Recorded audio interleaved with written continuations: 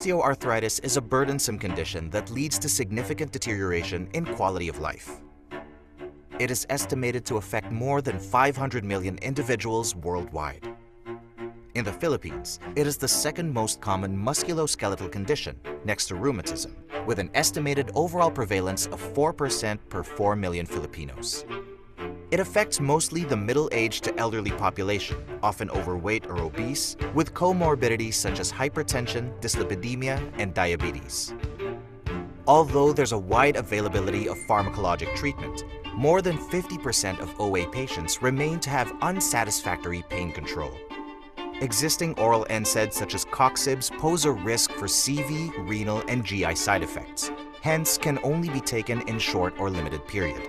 On the other hand, topical NSAIDs, which are strongly recommended by guidelines, are associated with lower risk of such side effects, but perceived to be less effective due to poor tissue penetration.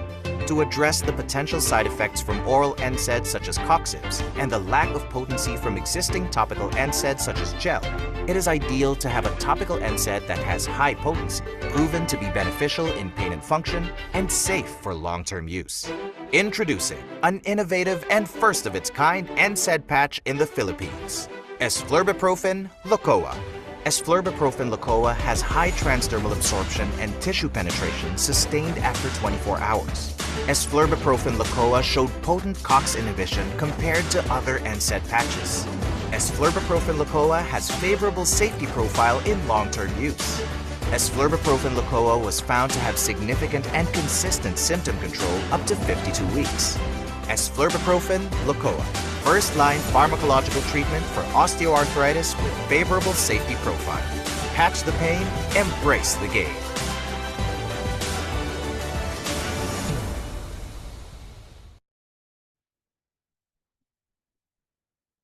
Good morning. We're very happy for you to join us in this 22nd year of the Lourdes Manahan Lectures in Rheumatology. Tagal na, no?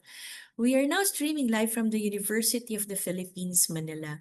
I'm Dr. Bernadette Heizel Reyes, a professor at the Division of Rheumatology in UPPGH, and I will be your moderator for this session. We would like to thank our sponsor, Taisho, and all our participants, all 1,000 of you in Zoom for joining us today. The Division of Rheumatology has its book publications and educational materials, which we are happy to share with you. You may purchase books through the contacts flashed on the screen or request for free copies of the educational materials from our outpatient clinic at the Philippine General Hospital. Just a few reminders before we begin. First, please post your questions at the Q&A box and we will try to address all of them during the open forum. You will receive your certificate of attendance after you submit the evaluation form and the post-test. The link to the evaluation form and post-test will be posted later. Make sure to correctly write your full name and email addresses in these forms to make sure that you receive the certificates. Of the 22 years of LMLR, we've been having our webinar series for 6 years now. These lectures are aimed to teach rheumatology to healthcare professionals, an advocacy initiated by the first Filipino rheumatologist, Dr. Lourdes Manahan. As part of her legacy, we hope to provide a holistic understanding of our patients and their diseases and promote strategies through which we can make our patients' lives better. LMLR is in support of the WHO Sustainable Development Goal 3 on health and well-being and SDG 4 on quality education. Let us now begin with this morning's topic. Ankylosing spondylitis is a type of arthritis that mainly affects the spine, causing pain, stiffness, and later fusion of the bones. We've long known the association of the HLA-B27 gene as a risk factor, but new research points to the gut microbiome as an important factor in disease causation. To chat with you about the diagnosis of AS and its connection to the gut is none other than Dr. James Harold Barte. Dr. Barte is a fellow of the Philippine College of Physicians and a diplomate of the Philippine Rheumatology Association. He's part of our consultant staff in the division and is a member of its training and research committee. So very, very fresh, Dr. Barte. Let's hear your talk.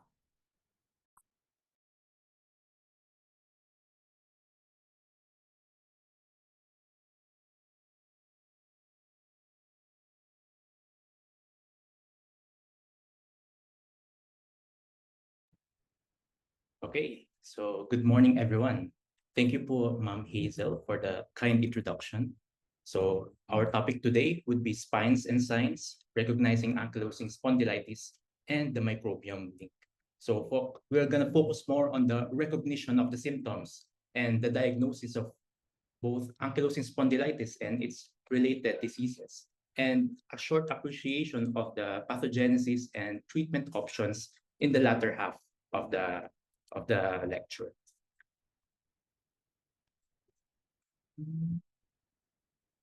So as an introduction, it used to be simple back then. If you saw the acronym AS, you think it's ankylosing spondylitis with a classic finding of the bamboo spine as seen in the picture. However, over the past decade, there has been a change in the way that we look at patients with AS. Interestingly, we began asking ourselves, why is that we diagnose patients when there is already damage? Therefore, about a decade ago, the classification widened.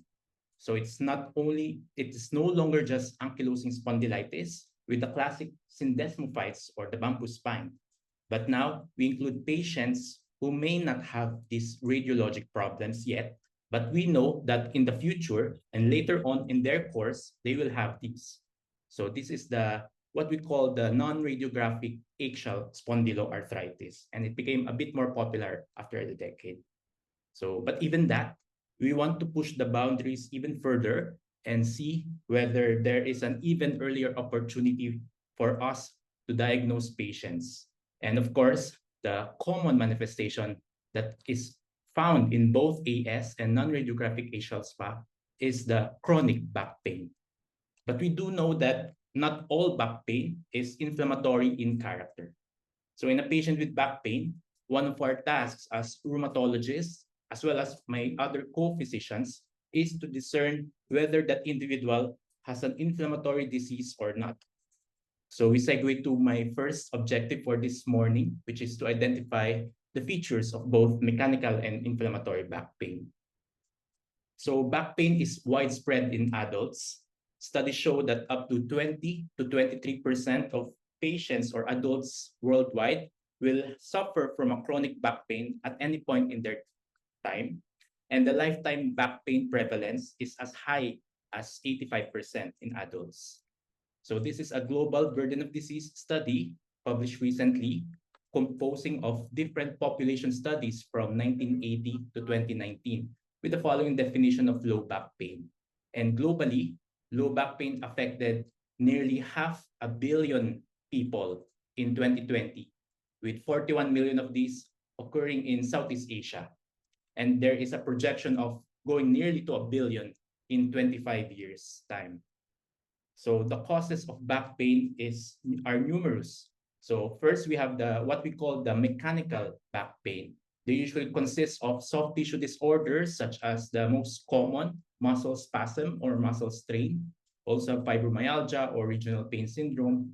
Can also involve the spine itself with the disc degeneration, disc herniation, more on the elderly, as well as scoliosis. We also have facet joint involvement with the facet arthropathy, could have fractures like spondylolysis as well.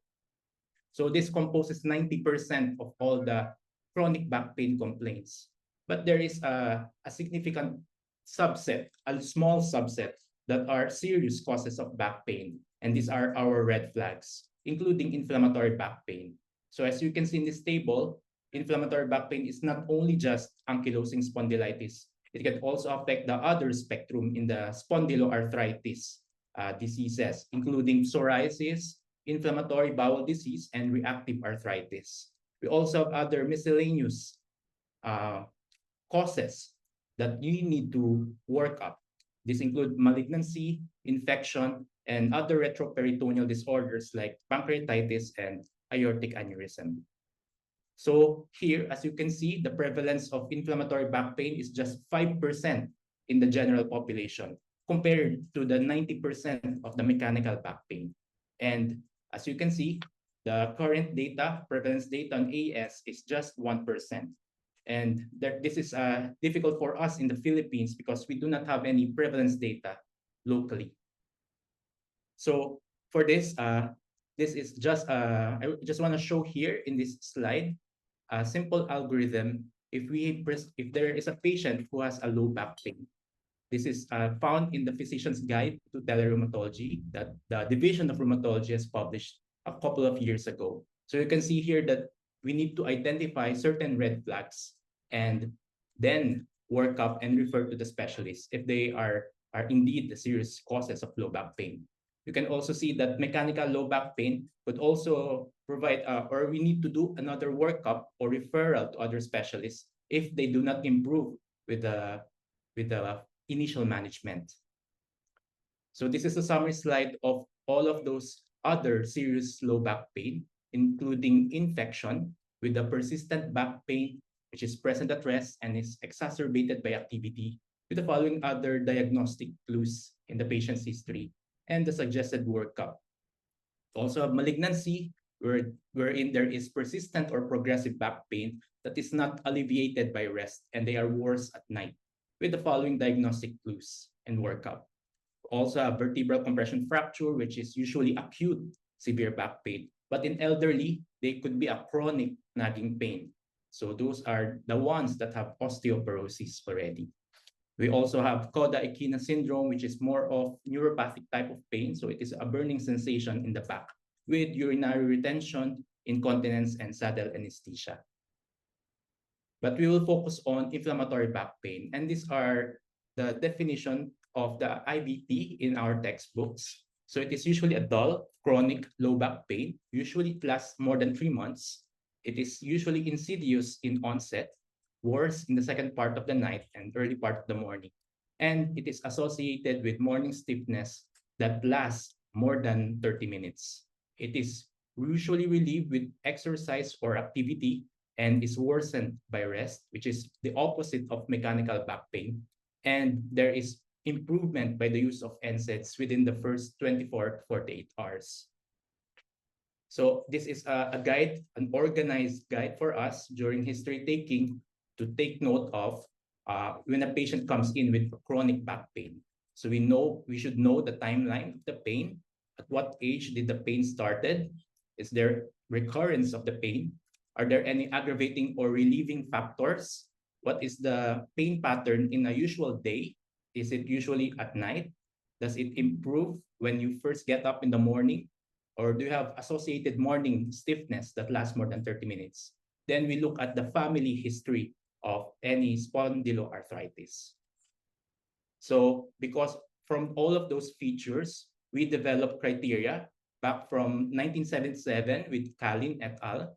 But now we have the one that is used or that are developed by the ASAS experts. This is an association internationally.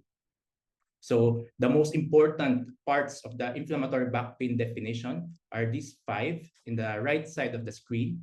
An age of onset of less than 40 years old, insidious onset, there's improvement with exercise, and you can see that it has the most weight in this definition or in this criteria, and no improvement with rest, and there is pain at night.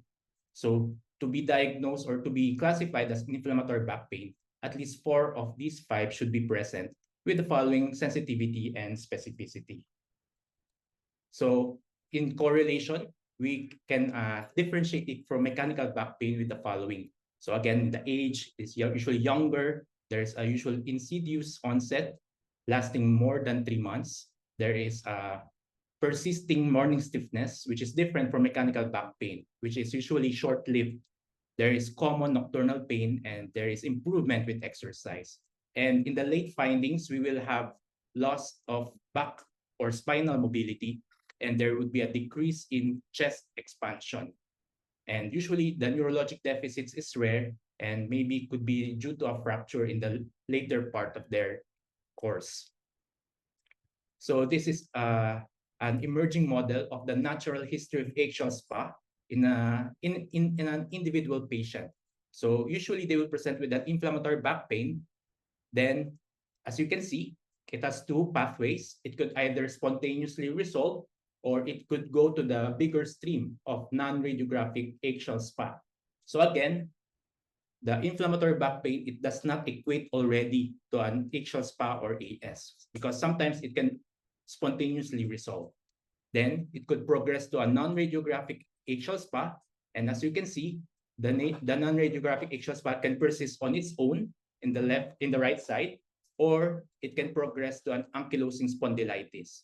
And this AS can have complications or it could not progress. We could also appreciate that there is not only AS and not only non-radiographic eggshell spa. So there are also other associated disease in the spectrum of spondyloarthritis, including psoriasis, reactive arthritis, and inflammatory bowel disease. So with all of these associated diseases, we'll now go to the second part, which is recognition of the early symptoms, associated complications of eggshell spa, and the diagnosis eventually. So these are just the pertinent spa features, and we have already discussed the inflammatory back pain, the good response to NSAIDs, and the family history of spa. So we are left to discuss the following. So I provided here a summary of the peripheral and the extra-articular manifestations of spondyloarthritis. And usually, actually, back pain is not usually the first symptom of eggshell spa. Usually it is enthesitis in the heels, or it could present as an acute anterior uveitis. So as you can see here, the arthritis is usually an asymmetric mono or oligoarthritis in the lower extremities. And this is usually seen in women or in juvenile or pediatric spa patients. Could also present with dactylitis. This is what we term as the sausage digit or sausage finger, with the generalized swelling of the entire digit, as also that we can also see in psoriasis. We also have enthesitis. This can occur in any part of the body, but this is usually found in the heels. So we will see it at the Achilles tendon or at the plantar fascia. For extra-articular manifestations that are part of the spa features, we could have an acute anterior uveitis that is confirmed by the slit lamp exam. It is typically unilateral with sudden onset and could be associated with a loss of vision temporarily or a photophobia. And again, we have the concomitant or associated spectrum of spondyloarthritis like psoriasis, Crohn's disease, and ulcerative colitis. So these are some less common clinical manifestations that are not seen in the spa features in classification criteria, but are important to take note of. So the chest wall involvement is usually, we will find that the patient would have pleuritic chest pain because spa can involve the thoracic spine and the costovertebral joints, as well as the enthesial sites of the costosternal and manubriosternal joints. Also, could affect the heart, and most commonly, this is found in the aortic valve. So in physical examination, we will have diastolic murmur and some Corrigan bounding pulses.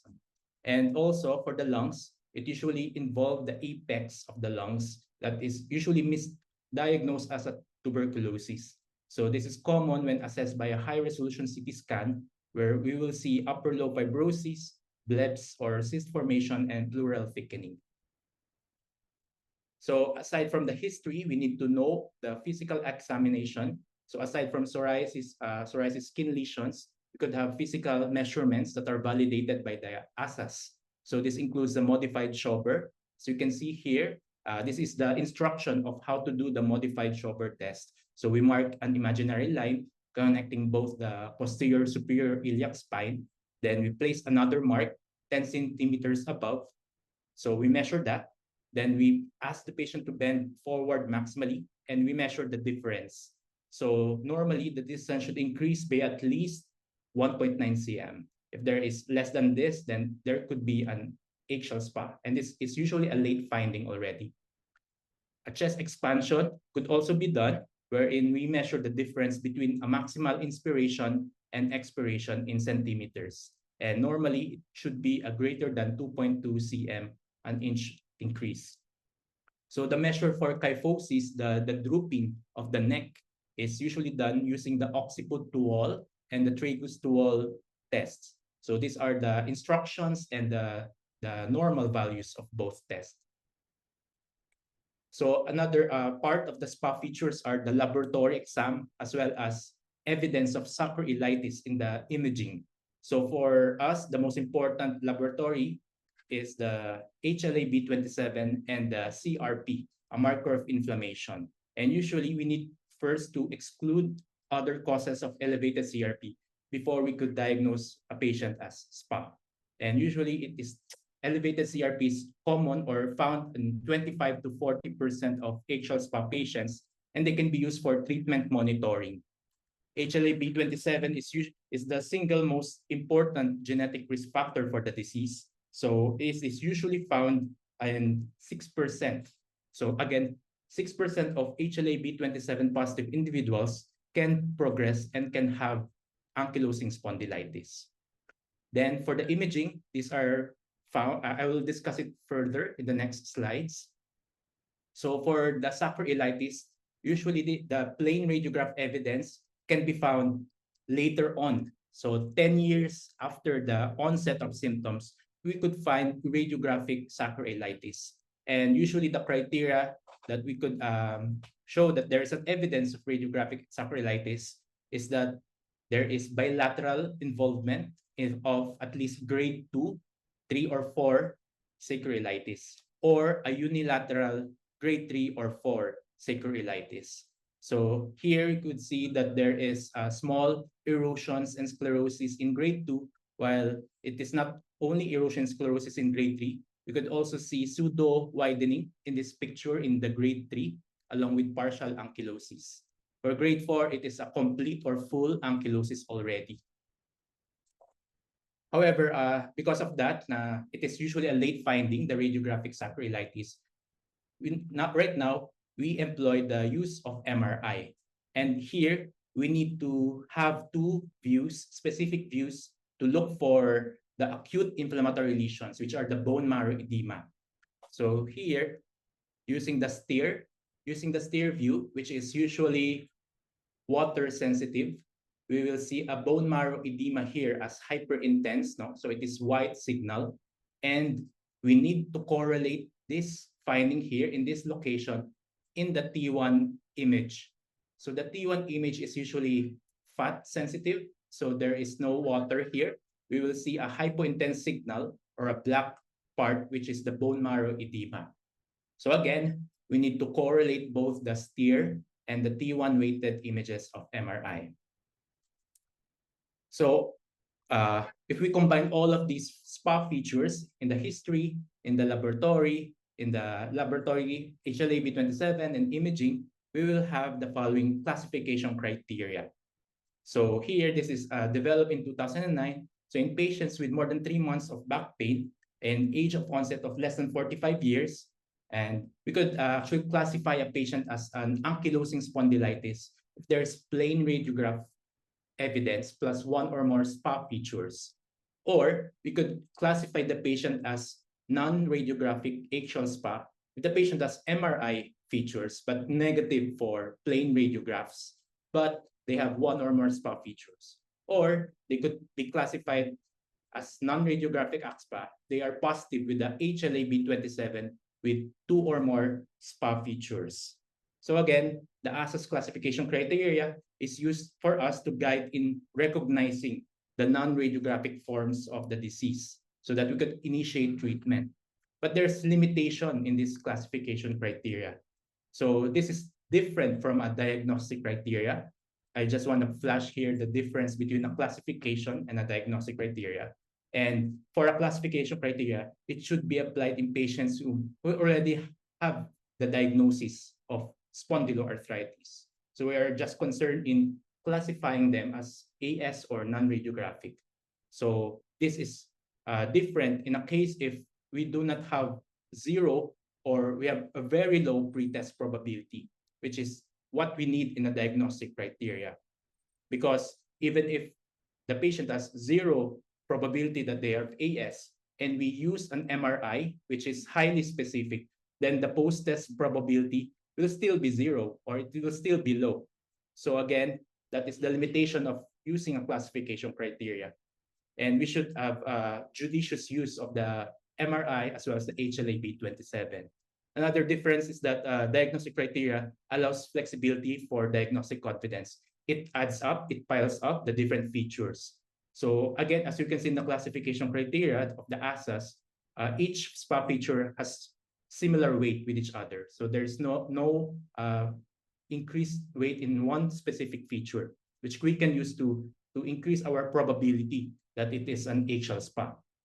So again, classification criteria is usually just a checklist. It's just a yes or no. So we just don't know if it is fulfilled or not fulfilled. So again, these are the pitfalls in the diagnosis of HL SPA. If we use the classification criteria for diagnosis, if we're unsure of the diagnosis, so we just let the MRI give us the diagnosis. It's not appropriate. And if we diagnose it by simply adding up the SPA features like a checklist. And there is also a misinterpretation of the imaging findings, because the bone marrow edema in the MRI can be seen also in normal individuals, 20% of them, can also be seen in elderly, with those with degenerative changes, as well as athletes and those with trauma. So these are just tips, no? We only order pelvic MRI only if we have a higher test probability for HL SPA. We order both the T1 and the STEER images. We do not need any gadolinium contrast, because it will we need the correlation between the STEER and the T1. Then we discuss the findings with our radiologists, no? So that they would help us correlate it with the T1 images.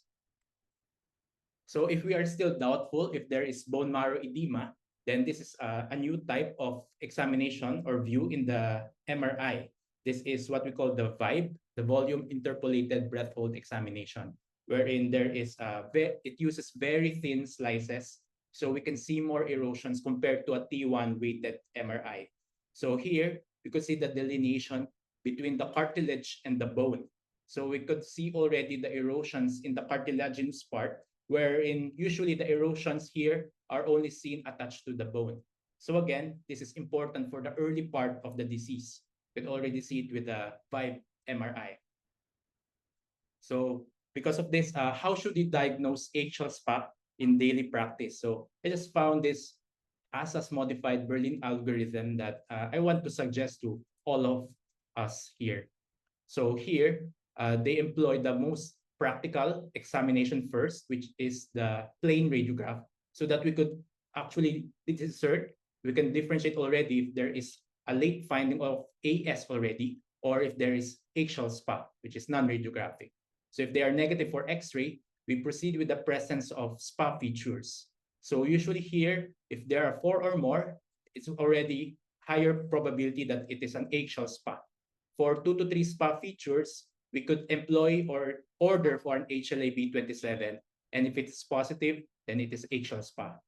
If there is just one feature, usually the inflammatory back pain, and there is positive HLA-B27, then we can add an MRI to increase our probability that it is an HL SPA. So I just want to correlate it or superimpose the original Berlin algorithm, because they have the percentage probabilities. No? So for example, baseline, we have a 5% probability that they have a chronic low back pain, that they could have an HL SPA. It will increase to 14% probability if they have inflammatory back pain.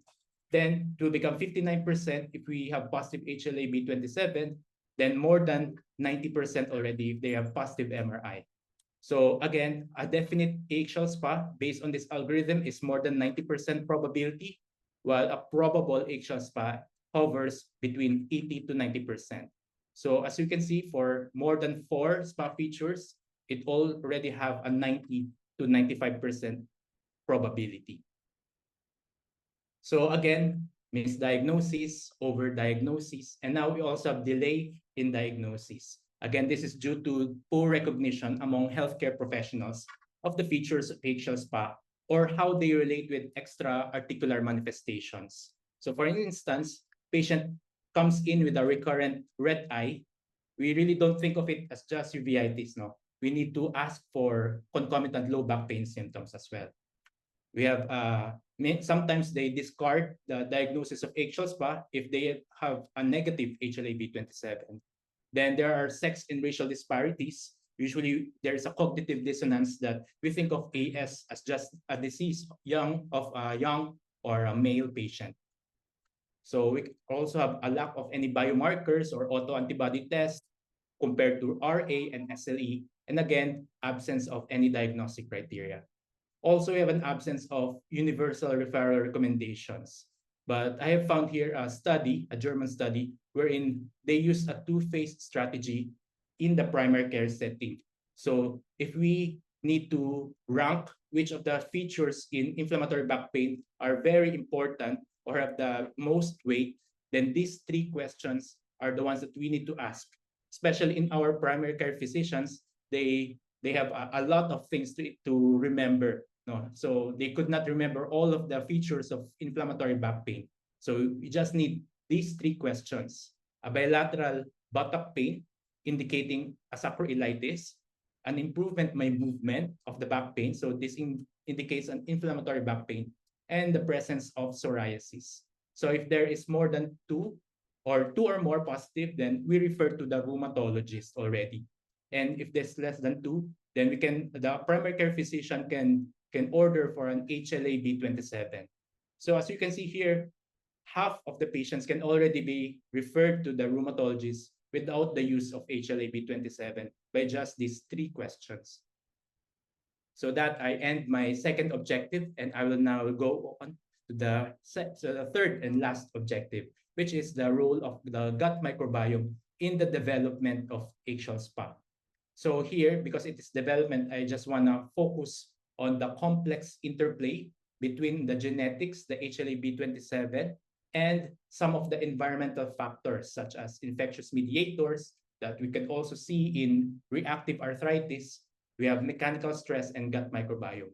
I just want to focus one slide for the mechanical stress because it really bugs me why they have a different organ involvement in these findings. No? Di ba? Nakita natin, we have different extra-articular manifestations in the eyes, in the heart, in the lung apex. So what are the commonalities in these organs? So here these are the ones that have the sites of repetitive mechanical stress. So they occur in the moving parts. So this is a moving part in the anterior uveal tract.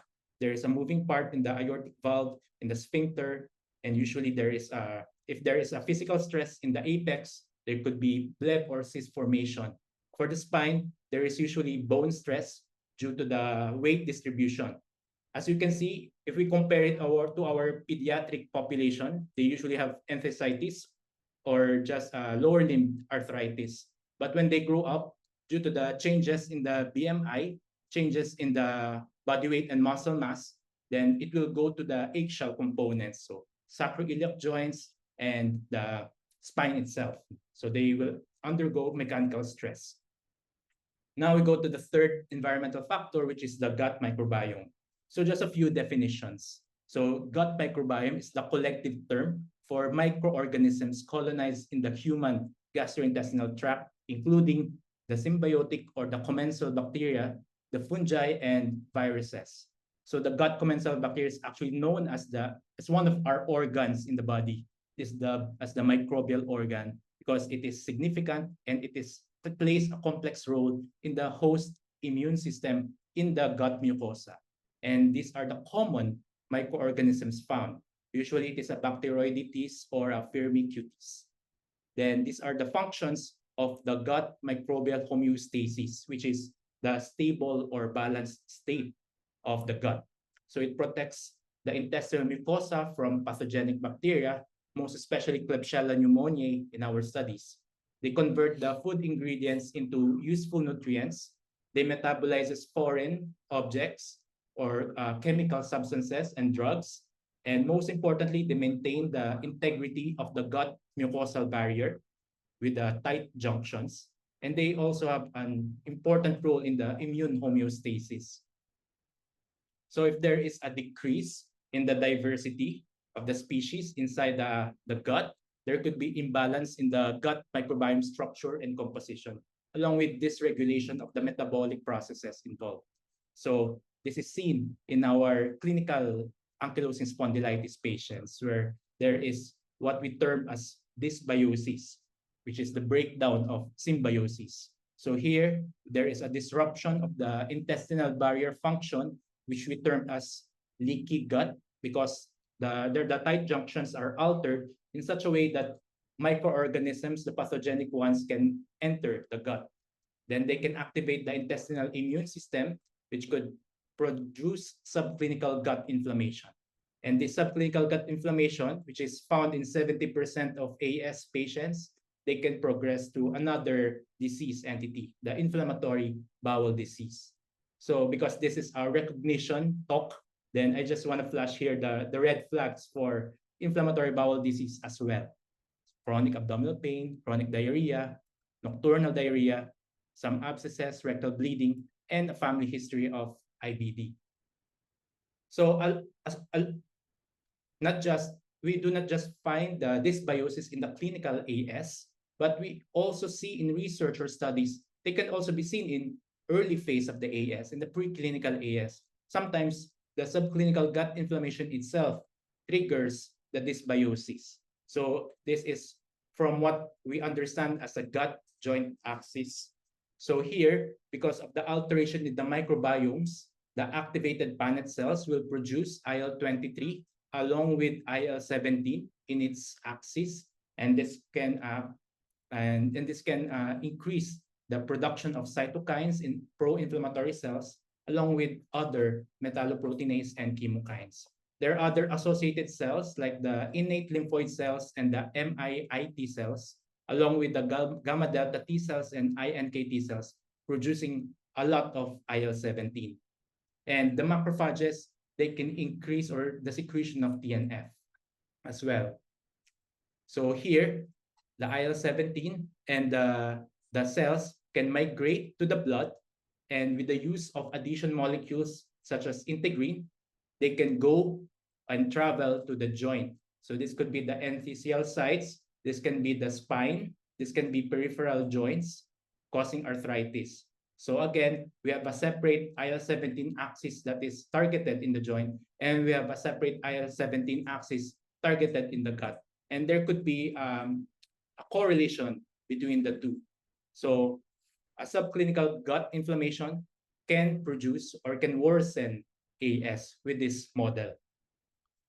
So these are just a few studies, summarized studies of different countries using 16S rRNA gene sequencing or metagenomic shotgun sequencing, showing that there is usually a decrease in the diversity, alpha diversity of the bacteria, and there is a change in the composition of the bacteria. So there are increase in usually the Firmicutes, and Firmicutes related are the Clostridiales and the Clostridium. We can also see Prevotella and Lachnospira. There's an increase of these taxa. Then there's a general decrease in Bacteroides, as you can see here. So again, these are just some of the candidate microorganisms that can induce SPA, especially when combined with HLA-B27, Prevotella, Blotia, Akkermansia, and Lachnospira. We also have what we call the Firmicutes Bacteroidetes ratio, the FB ratio, which is, it is 1 if it is normal intestinal homeostasis, but an increase in the ratio. So there's an increase in the numerator, the Firmicutes, then this is associated with dysbiosis, or it could be due to a decrease in the denominator, the decrease in the Bacteroidetes, as seen in our studies. So now, this is our question. How can we revert back the dysbiosis into gut homeostasis? And based from our studies, it is still usually due to treatment of the eggshell SPA itself, and most importantly, with the use of biologics such as TNF inhibitors and IL-17 inhibitors. We also have gut microbiome adjuvant therapies such as probiotics, fecal transplant, and of course, diet. So I will talk with each of these in the next slides. First, going to the usual treatment of eggshell spa using the 2019 ACR guidelines. So as you can see, the first-line therapy is usually NSAIDs, but if their patient is intolerant, especially after 2 to 4 weeks of NSAID therapy, then the second line and third line would usually be biologics already, a TNF inhibitor or an IL-17 inhibitor. And they have found in studies that the TNF inhibitor, most especially etanercept in this study, they exhibit considerable microbiota recovery, wherein they have found in their studies that there's a lowering of the bacterial arthritic peptides. So the AS patients with the lower diversity at baseline, they found out that they returned to normal after 1 month of treatment with etanercept. So we need new studies, especially for golimumab and infliximab, since these are the ones that we can also use in IBD patients. So IL-17, we still do not have any studies regarding gut microbiome studies here. But again, there is a potential role in the animal studies, wherein they can cause great change in a specific taxa, especially Clostridiales, the IL-17 inhibitors. So we have adjuvant therapies now, the last part of my talk. For probiotics, these are living microorganisms that provide health advantages to the host when given in sufficient amounts. No? So they have a direct mechanism. They can cause B cells to differentiate into IgA-producing plasma cells, and this IgA can protect against infection and can restrict bacterial attachment to the gut epithelium. They can also influence antigen-presenting cells to reduce the pro-inflammatory cytokines.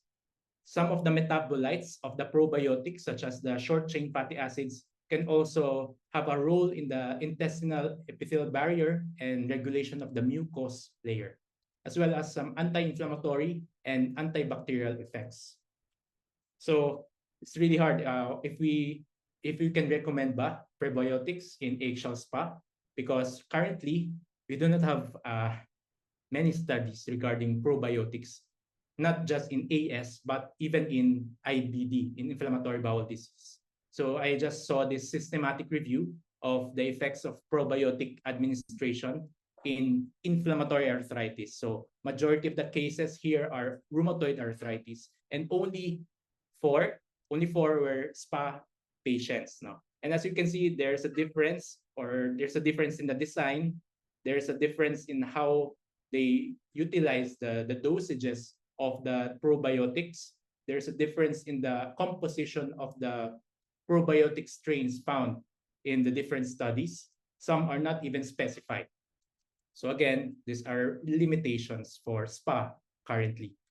So if we look at the meta-analysis, they measured the quality of life, patient-reported quality of life, and they found that the standardized mean difference is actually towards improvement, but it is not statistically significant as of now. And it is just 2 studies for SPA. And for the outcome of decrease in CRP, there is no benefit of probiotics if we do the subgroup analysis for SPA patients only. But in general, for the probiotics in all of inflammatory arthritis, there is a benefit. There is a decrease in CRP with the use of probiotics. But for SPA only, there is no benefit because of limited studies and there is high heterogeneity. So the second adjuvant therapy is the fecal microbiota therapy. This is when we transplant feces flora from a normal healthy donor into the deceased patient's intestinal flora. So this is usually done in C. difficile infections where antibiotics are not the only management option. And currently, we do not have any data yet on AS patients, but in a study involving an inflammatory bowel disease, the fecal transplant synergistically promoted the recovery of the decreased Bacteroides species. And again, these are some limitations of fecal transplant. It is usually short-lived and they require frequently repeated transplant. And there's a risk of transmitting pathogenic bacteria, prions, and CMV to the patient. So we really need a really strict criteria for donors for this fecal transplant therapy. Next, we go to the diet. This is really important because there is the most direct link between the GI tract and external conditions. So studies show that short-term macronutrient changes can alter the gut microbiome structure. So this suggests that gut microbiome can respond rapidly to dietary changes, especially since diet is an easily modifiable environmental factor. So this is a practical option for our patients. So recent studies show that Western diet is characterized by high starch in the diet. So this starch is usually the food of the harmful bacteria, because harmful bacteria depend on dietary starch for growth. So a low starch diet, which is a reduced intake of bread, potatoes, cakes, can reduce inflammation and symptoms in AS patients. So we need to increase the intake of non-starchy vegetables like leafy greens, broccoli, and cauliflower. Other diet include low fructose diet. They are also associated with a decrease in inflammatory markers and oxidative stress. So again, we need to decrease the intake of sweetened beverage, processed food, and even natural fructose in fruits. We need to replace them with low fructose alternatives such as avocado, pineapple, and kiwi. Next, we need to know that fiber is important because a low fiber intake is associated with an increased incidence of AS. So fibers, when they are fermented in the colon, they promote bacterial diversity. They can protect mucosal barrier and then prompt production of the short chain fatty acids. So they positively maintain the gut homeostasis. So again, include fiber in the diet. Lastly, we have the Mediterranean diet, which is the intake of high fiber whole grains and legumes, vegetables, unsaturated fats, mostly olive oil, which is extra virgin, and some fatty fish like salmon and tuna. And this is somewhat similar to the anti-inflammatory diet. So adherence to the diet was associated with a reduction in the inflammatory markers. So this diet seems promising as a possible strategy for addressing AS.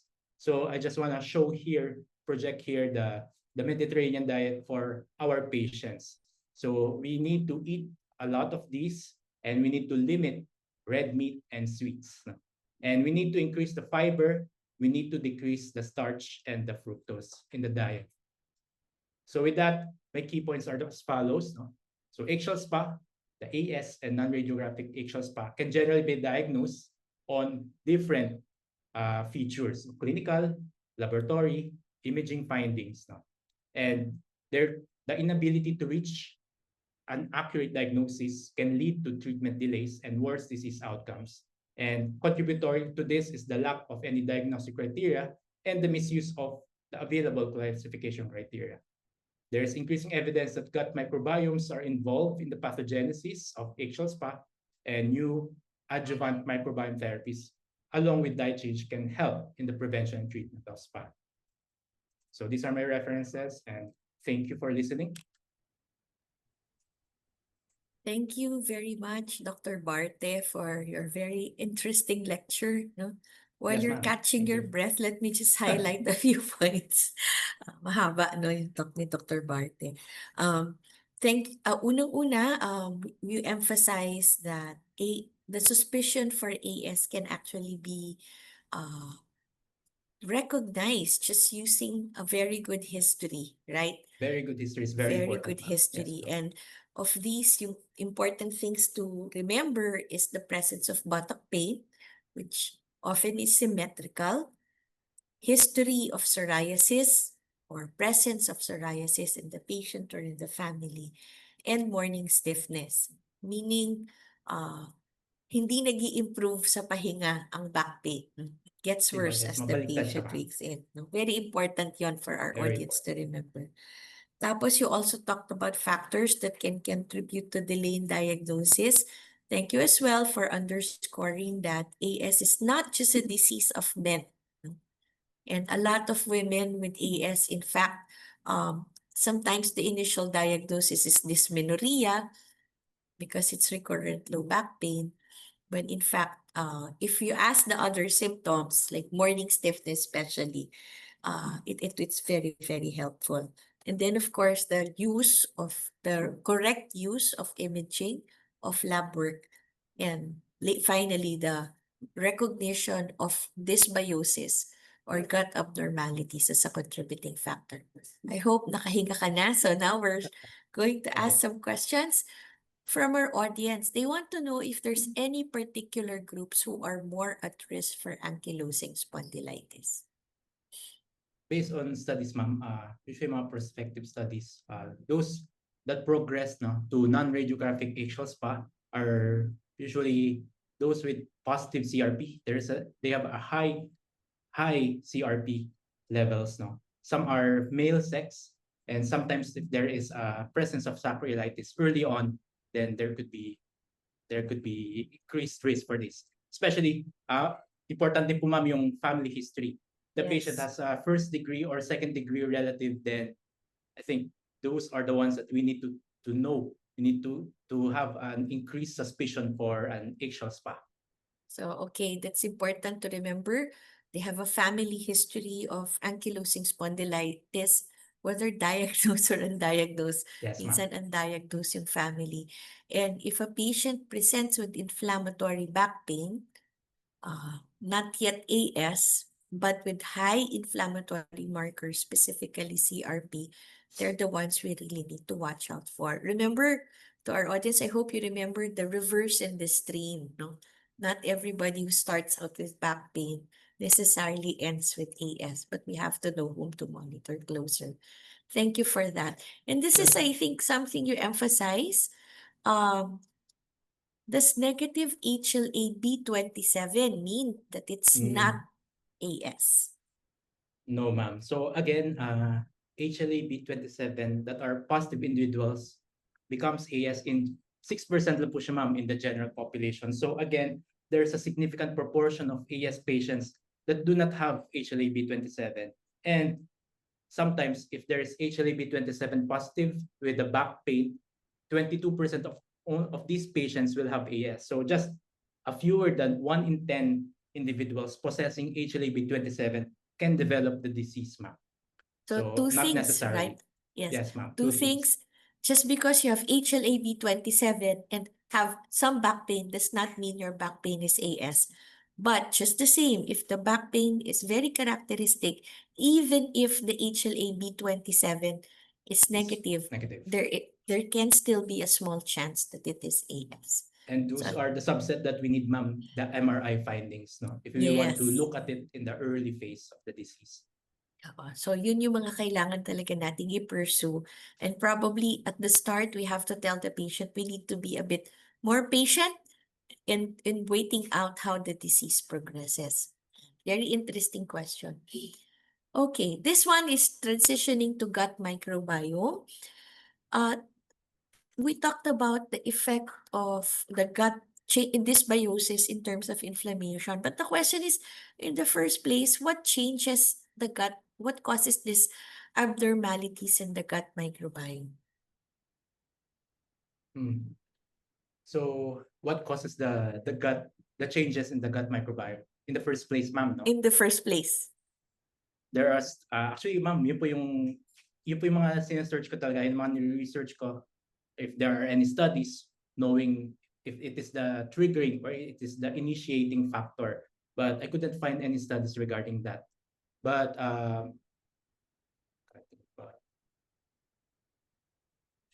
couldn't find any. But in general, di ba? In general, diets that are very strong on processed food, yes, ma'am. high starch food can actually predispose you to have the same microorganisms that are associated with inflammation. No? Yes, ma'am. Especially the Western diet. The Western diet. Ultra processed food, which is a trend now in our in our times, no?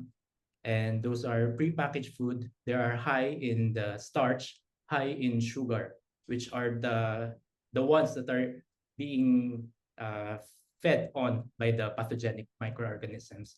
And this can cause the tight junctions in the gut to be altered. There will be an increased permeability. So there is an increase in the translocation of these microbes, these pathogenic microbes inside, causing gut inflammation. Yan po, ma'am. Yeah. So that's right, no? So essentially, if your diet is not very good, your gut microbiome might predispose you to a more inflammatory set of organisms. But it doesn't mean, of course, that if that happens, you will have AS. But kaya sinasabi ni Dr. James, best to eat healthy food, no? Kasi it kind of influences you to have good gut bacteria. Actually, ma'am, I already remembered as well, no, that obesity itself, no, as a risk factor, obesity can already influence or change the Firmicutes bacteroidetes ratio. There it can have an increase in the Firmicutes species. So because of this initial dysbiosis, it can trigger more the dysbiosis if the patient also has an HLA-B27, causing the arthritogenic peptide. Yeah. And you mentioned earlier antibiotics, right? That's why Antibiotics a po, lot ma'am. of the early studies were on patients with aggressive antibiotic treatment, and we know that it changes your gut microbiome. So marami pong pwedeng mag-contribute sa bad set of gut microbiome. So but yung solution is kumain tayo ng maraming gulay. One of the solutions, Very maraming important gulay. diet, ma'am. Yes. And fermented stuff, sabi kanina ni Dr. James. Okay, in which case, would you recommend daily intake of probiotics for patients with AS? So, ma'am, regarding that, we cannot have a strong recommendation, but since the lactobacillus in the commercial drinks that we have, they are actually in good amounts. We do not have a specific dosage. We do not have a specific duration, but as an adjuvant, there is no harm in increasing the probiotic intake, especially because there are theoretical benefits for this. But again, for recommendation purposes, I think we need further studies, ma'am. We need more high quality studies, especially the prospective studies, to look for the improvement in the disease assessment scores of these AS patients regarding probiotics. So we're not yet advocating that if you drink No advocation pa, ma'am. yet this probiotics, it will actually Yes, ma'am. remove the risk of AS, right? But it's generally helpful for people in general to have a good diet. Ang tanong, is there any food or diet that can help to prevent? I think you've answered this already, that there's no food and diet can help prevent, but there are patterns where in terms of Western diets that can increase inflammation, right? So Yes, in a ma'am. way, tama ba? In a way, it's not gonna give you AS, but if you have the risk for AS, or if you have AS, you're more likely More to have likely. Yes, inflammation. ma'am. Yes. More likely to have inflammation. Actually, konti lang, ma'am, yung studies involved with that. Mostly observational studies. Ang mga interventional studies lang po, ma'am, na nakita ko include low starch diet as well as a low dairy products, ma'am, especially mga full milk products. So both the low dairy and the low starch diet were noted to have a good improvement with the symptoms of the patient. Okay. So still more on the gut microbiome. Can medications for AS, NSAIDs, for example, cause dysbiosis? Corticosteroids, we don't usually use this naman for AS. But what about NSAIDs? Did you see any studies on that? There are studies, ma'am, on NSAIDs, but they found no evidence, ma'am, of any improvement or any worsening of the gut microbiome with NSAIDs, and as well as methotrexate, ma'am, because sometimes, again, in the Philippine setting, we use methotrexate for AS. So I also looked at studies on methotrexate, but again, we do not have any data if it improves or not. Madami pang questions dito. Fast na lang. Will sedentary lifestyle increase the risk to develop AS? Yes, ma'am, of course. Sedentary lifestyle can actually worsen or accelerate the progression of the kyphosis or the other symptoms, the late findings of AS, and it can have worse quality of life eventually. So having a sedentary lifestyle is not appropriate. We should tell our patients that they need to exercise or do some postural modifications. So lying supine can help in decreasing. We can advise our patient to have a small pillow only, because having a really large pillow can really Yeah. do any can do more problems with the posture of the patient.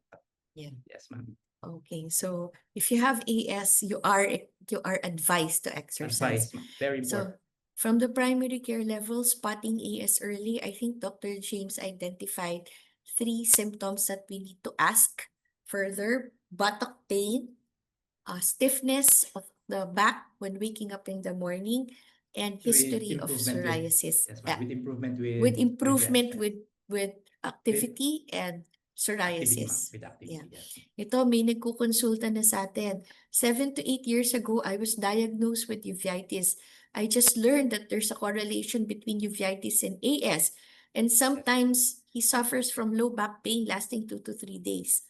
Late 30s pa lang siya. When is the best time to seek consult regarding AS? Now. Now No? na. Yes, ma'am. Now na po. Baka HLA-B27 positive na Opo. si Baka audience. kailangan po namin ng mas magandang history. Opo, Yes, para ma'am. ma-advise namin kayo. Advise, ma'am, ophthalmologist consult so that they can also refer it to the Yeah. rheumatologist. Yes. So if you're diagnosed with uveitis and you have back pain, or you have psoriasis and you have back pain, you should be consulting a rheumatologist as well. Here, if there's an onset of low back pain, no medical or family history, who is the preferred specialist to consult first? So I think this is the reason why Dr. James started with differentiation of mechanical and inflammatory back pain. That's Yes, the ma'am. thing to assess. And if it's Very important. mechanical, perhaps you don't need a rheumatologist first line, but if it's inflammatory, you need the rheumatologist Yes, ma'am. We also first have line. red flags, ma'am, no? Red flags, no? Red If ever flags. na infection, more of infection siya, we need to refer them to an infectious disease specialist. If ever Yeah. more of malignancy, low decrease in weight, then maybe an oncologist could be a nice referral. Yes, for so them. maraming differentials. How prevalent daw is HLA-B27 in the Philippines? No? We do not have data We yet, do ma'am. not have population-based data. Hopefully in the future. Yes, ma'am. All of our data is in small cohorts. Yeah. Yes, ma'am. And we have one very involved question from another Another rheumatologist. case. You mentioned that etanercept can help in the recomposition or return to homeostasis in the gut. In the gut, why is then not effective in IBD associated SPA? With your indulgence, Dr. Manahan will take this discussion offline, because it's a very complex topic Yes, for us to address. So James will get back to you. Okay. So I guess we've answered most of our questions. Thank you very much, James, for doing that. I'm sure we learned a lot from this morning session. Thank you for the very interesting questions from our participants. So this morning, we went over the diagnosis of AS and how we can identify them in the primary care setting. We were reminded that not all back pain is in fact AS. We have to be especially keen in identifying those with inflammatory back pain and monitor them over time, because some of them would may progress to ankylosing spondylitis.